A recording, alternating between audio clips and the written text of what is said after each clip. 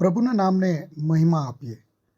મૂસા એક જનતાને બંધનમાંથી મુક્ત કરી તેમને એક નવી નિકૃત રાષ્ટ્રમાં રૂપાંતરિત કર્યા અને દેવ પાસેથી નવા નૈતિક ધોરણો અને કાયદાઓનું પ્રકાશન પ્રાપ્ત કર્યું. હિબ્રુઓ માટે મૂસા એક નાયક હતો. લોકો માટે તે એક ચેમ્પિયન હતો. મૂસાની કહાની વિશ્વાસ ધરાવતા પુરુષો અને સ્ત્રીઓ સાથે પેઢીથી પેઢી સુધી ગૂંજતી રહે છે, કારણ કે તે એટલી સંબંધિત છે કે તેમાં તે જોખમ અને નિરાશા, પીડા અને સિદ્ધિ, સંઘર્ષ અને હિંમતથી ભરેલી અને ઘણું બધું પણ છે. મૂસા અને ઇઝરાયેલીઓએ લાલ સમુદ્ર પાર કર્યું અને આપમેળે આરાધનામાં તલ્લીન થઈ ગયા. મૂસા અને મિરિયમે ઇઝરાયેલીઓને ગીત અને નૃત્યમાં આગેવાની આપીને બતાવ્યું કે દેવની સ્તુતિ કરવી કેટલી મહત્વપૂર્ણ છે.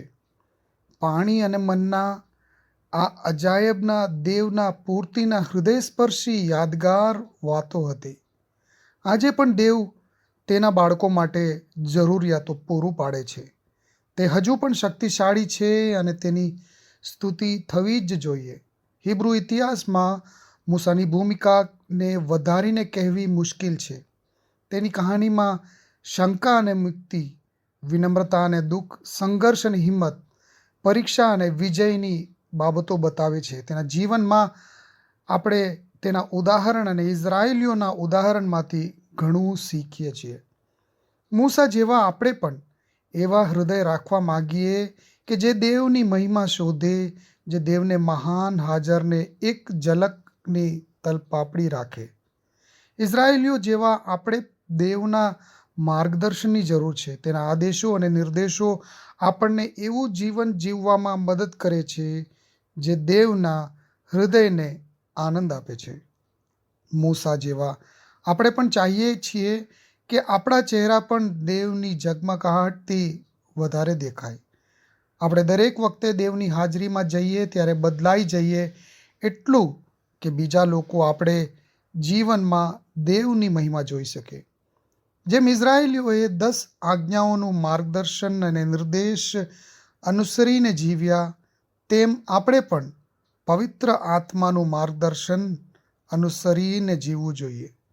જો કે આપણે ઇઝરાયેલીઓ જેવા જે કાયદા હેઠળ બંધાયેલા નથી, છતાં આપણા પાસે એવો દેવ છે જેને કાળજી છે કે આપણે કેમ જીવીએ છીએ અને શું કરીએ છીએ. તેથી દેવના માર્ગદર્શન સામે આપણી પ્રતિસાદ પણ હિબ્રુઓ જેવી જ હોવી જોઈએ. જ્યારે મૂસા પર્વત પરથી નીચે ઉતર્યો અને દેવે આપેલા બધા આદેશો અને નિયમો રજૂ કર્યા, ત્યારે બાઇબલ કહે છે, બધા લોકોએ એક અવાજે ઉત્તર આપ્યો, અમે પ્રભુએ આપેલા બધા આદેશો અનુસરીશું. આ જ દેવની ઈચ્છા આપણી પ્રત્યે છે. દેવ હવે પથ્થરની ફરજીઓ પર પોતાના કાયદો લખતો નથી.